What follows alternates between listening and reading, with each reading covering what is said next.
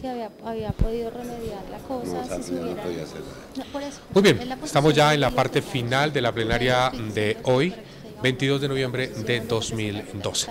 Nos encontramos con el representante Carlos Augusto Rojas del departamento del Huila, quien ha planteado una posición bastante interesante.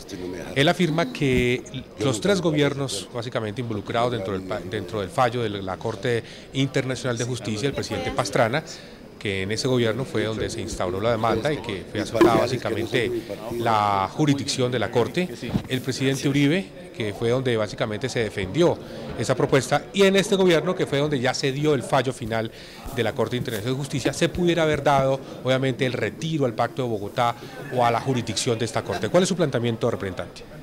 Digamos que aquí se han esbozado muchas posturas por parte de algunos colegas que tratan, como lo expresó el representante Guillermo Rivera, de él de hacer política con todo lo que se le aparezca en el camino, y trata de indilgar responsabilidades directas al presidente Uribe. Toda vez que encuentra un tema para indilgar la responsabilidad sobre alguna cosa, lo quiere hacer. Yo lo que he dicho es que eso que él dice, que es responsabilidad del presidente Uribe, es una responsabilidad de los tres gobiernos si se hubiera querido tomar la decisión de Estado de hacerlo.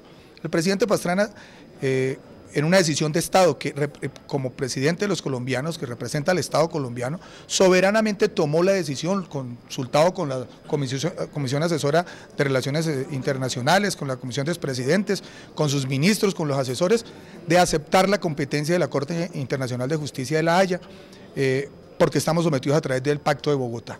Pero el presidente Uribe pudo haberlo retirado. Por decisión de Estado no lo retiró, siempre confiando en que el fallo que se dio iba a ser un fallo en derecho. El presidente Santos llegó en este gobierno, que estábamos ya en las postrimerías de lo que iba a ser la toma de la decisión de la Corte Internacional de Justicia, y decidió también mantenerse dentro del Pacto de Bogotá y esperar el fallo creyendo que se iba a fallar en derecho. Cualquiera de los tres gobiernos pudo haber renunciado al Pacto de Bogotá y habernos salido de la jurisdicción de la Corte Internacional de Justicia, y sencillamente no estaríamos frente a esta hecatombe en la que hoy nos estamos viviendo los colombianos. Un exceso de confianza por parte de los asesores jurídicos, por parte de las personas que estaban al frente de la defensa jurídica de Colombia. Yo creo que hubo tranquilidad siempre en la defensa, con los argumentos que se esbozaron, que es lo que hay que entrar a revisar jurídicamente lo que está planteando el gobierno nacional. Yo tengo otra postura, pero digamos que con la tradición histórica y de soberanía que existía frente al territorio continental y al territorio marítimo de Colombia, ejerciendo soberanía sobre esos territorios.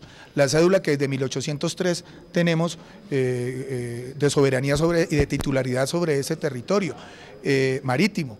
El pacto de 1928, ratificado por los congresos en 1930.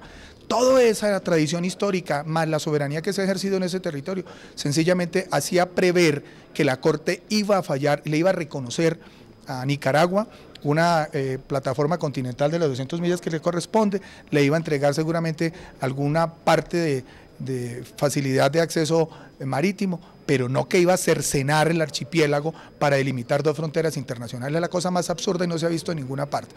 Algunos planteamos que lo que Colombia tiene que hacer es desconocer, como lo han hecho otros países en el mundo y nada les ha pasado, desconocer de facto ese fallo porque sencillamente está violando nuestra soberanía y nuestra dignidad nacional. Muy bien, es una manifestación, una posición bastante respetable de uno de los representantes a la Cámara por el departamento del Huila, el doctor Rojas. El próximo martes entonces esa va a seguir siendo su posición en la ciudad de San Andrés, ¿no? Esa va a ser siguiendo nuestra posición. Es que mire, lo hizo Inglaterra, lo ha hecho Argentina, lo hizo España, lo ha hecho Camerún, lo ha hecho tantos países que han tenido que dirimir conflictos con la Corte Internacional de Justicia, que dicho sea de paso son unos respetables señores burócratas de Europa, que poco conocen de la realidad de América Latina, de poco conocen de la realidad del trópico. Hubiera sido bueno que como parte del proceso de estudio del conflicto hubiesen venido a darse una vuelta por América Latina, haber venido a conocer Colombia, a ver cuál es la zona en conflicto, para que pudieran hacerse una realidad, pero toman decisiones sobre un mapa y cercenan la dignidad nacional. Aquí estamos hablando de los raizales de San Andrés, estamos hablando de la economía nacional, estamos hablando de los bancos pesqueros que hay ahí, posiblemente de la presencia de hidrocarburos, pero más que eso es la dignidad nacional la que sangra hoy, la soberanía nacional, a eso es que nos referimos. Muy bien, sigue la polémica, por el tema del fallo de la Corte Internacional de Justicia. Vamos entonces con otro invitado que tenemos acá para ya cerrar nuestra transmisión del día de hoy, 22 de noviembre de 2012, cuando ya estamos en Colombia, son las 12:45 de la mañana. Nueva Ley General de Bomberos sancionada en agosto del 2012 convierte este oficio en una actividad profesional y promueve una política de prevención contra incendios. Nuestra periodista Diana Soto estuvo con el promotor de esta norma en Así Nacen las Leyes.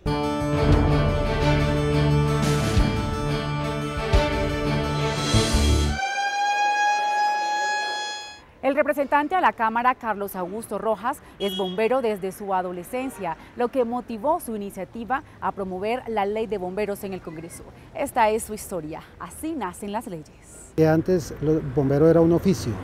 Con esta ley podremos lograr que los bomberos de todo el país lleguen a ser profesionales. Que la comunidad se va a dar de cuenta realmente que lo que hace el bombero, que es un héroe anónimo. Nos va a garantizar nuestra seguridad social y vamos a tener unos seguros especiales que van a proteger nuestras familias y nuestros hijos. Representante, ¿cuáles son los momentos más significativos de su vida como bombero? Yo quería ser bombero desde que estaba muy pequeñito, frente a mi casa de un señor que es bombero, todavía vive, y en la ciudad de Pitalito, en el departamento del Huila, el bombero Moya, y yo lo veía todos los días y entonces a mí, yo tenía como esa fijación de ser bombero, y a las 12 del día sonaba la sirena, yo iba a que me dejaran tocar la sirena a las 12 del día. Ahí crecí siendo bombero juvenil, luego bombero mayor a los 17 años, luego inicié mi carrera de suboficial, luego oficial, luego fui comandante de ese cuerpo de bomberos en el municipio de Pitalito. Bueno, luego de estas vivencias, ¿cómo nace esta ley de bomberos? Porque conozco ese tema, fue que, digamos, en la vida de los bomberos nos movimos en el sentimiento que tenían todos los bomberos de Colombia de que había que transformar la ley que había y constituir una norma nueva. Era una necesidad a gritos que se le estaba pidiendo al gobierno nacional hace rato y no se ha podido concretar eso. A manera de resumen, doctor, ¿cuáles son los 3 aspectos más importantes de esta ley? Esta norma, si bien se denomina Ley General de Bomberos y que tiene que ver con los bomberos, y me ocupo en el segundo punto de eso, esta norma va a impactar positivamente a cada uno de los 46 millones de colombianos. Representante, muchísimas gracias. La próxima semana, más historias en Así Nacen las Leyes. Hasta pronto. Como